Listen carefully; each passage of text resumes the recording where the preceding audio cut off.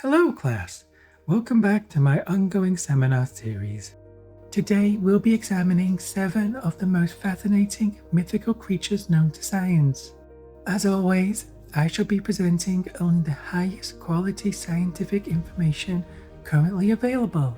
I sincerely doubt that. Let's begin. Our first mythical creature is the manticore, a creature from ancient Persian mythology. The manticore combines the body of a lion, the face of a human, and the tail of a giant scorpion. Scientists generally agree this was at least 2 animals too many. Scientists don't generally agree on mythological creatures. Then they're avoiding the obvious. The manticore's tail was said to launch poisonous spines at unfortunate victims from considerable distances, a remarkably persuasive negotiation technique. Despite its terrifying appearance, the manticore was reportedly an accomplished hunter, mostly because people tended not to argue with something carrying a loaded scorpion. Mostly. The name manticore is generally believed to derive from an ancient Persian term meaning man-eater. Medieval scholars later expanded upon these descriptions, giving the creature additional features, including multiple rows of teeth and, in some accounts, wings.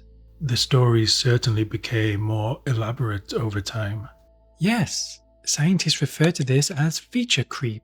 Fortunately, there have been remarkably few confirmed manticore sightings in recent centuries. The next mythological creature on today's list is the Hydra. Originating from ancient Greek mythology, the Hydra was a gigantic water serpent said to inhabit the swamps of Lerna.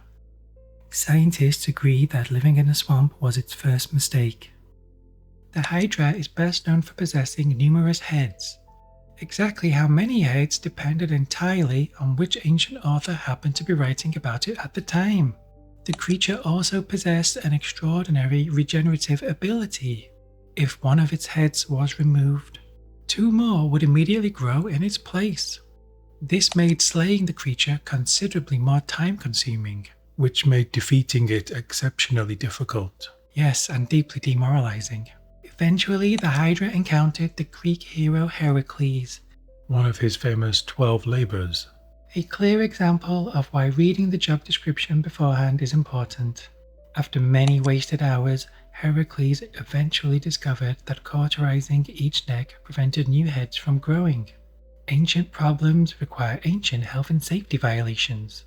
Fortunately, sightings of giant Hydra have become exceedingly rare. Giant ones, yes, but there actually is a real animal called a Hydra. Correct. After several million years of downsizing, this is what remains. Even evolution had to make budget cuts. They're only a few millimeters long. Ancient Greek mythology may have exaggerated slightly. Our next mythical creature is the phoenix. The phoenix is a legendary bird most famously associated with ancient Egyptian, Greek, and Roman mythology. It's one of the oldest mythical creatures ever recorded. Unlike most birds, the phoenix had a rather unconventional approach to aging. Instead of growing old, it would periodically burst into flames.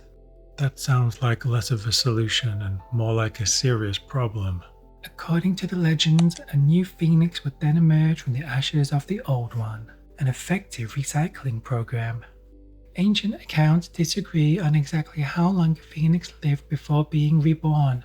Ancient authors rarely agreed on the details. Clearly, nobody was keeping proper records. Because of this remarkable life cycle, the phoenix became a symbol of renewal, hope, and immortality, which sounds exhausting. Fortunately, modern birds have adopted a considerably less dramatic retirement strategy. Our next mythical creature is the Sphinx. The Sphinx is one of the oldest mythical creatures known to civilization. It is most closely associated with ancient Egypt, where the Great Sphinx has watched over the Giza Plateau for thousands of years. The Greek version probably developed later. As usual, historians are arguing about who thought of it first.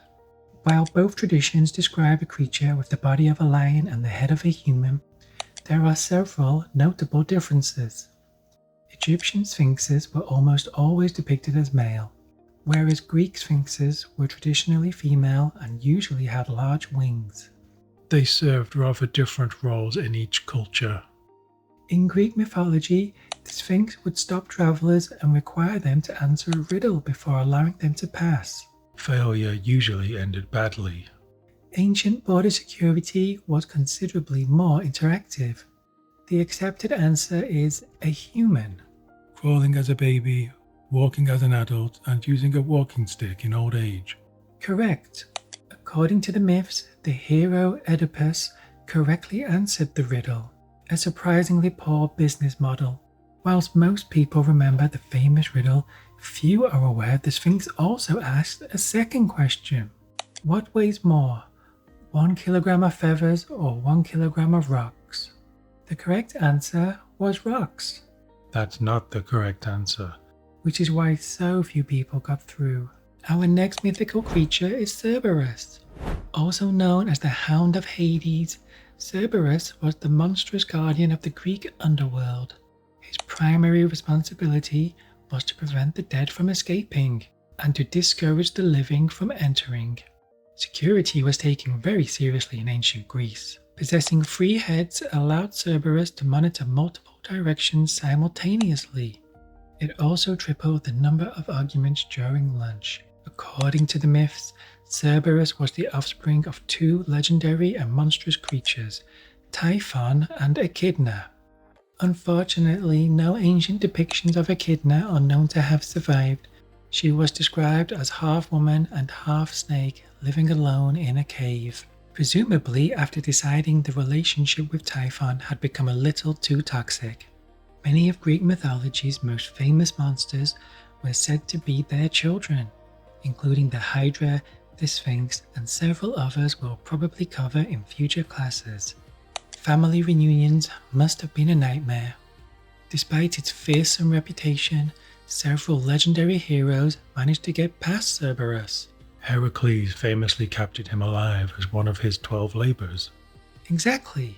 Orpheus distracted Cerberus with music, Hermes simply walked past, and Oeneus was reportedly assisted with a drugged honey cake. Greek mythology often had unusual solutions.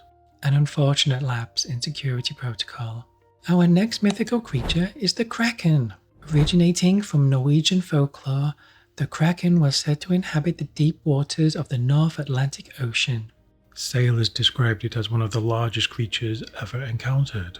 Historical accounts claim the Kraken was so enormous that sailors occasionally mistook it for a small island.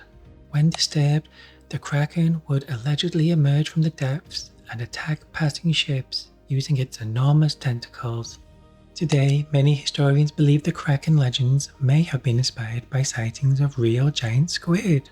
Giant squid can grow to impressive sizes, though nowhere near the scale described in the myths.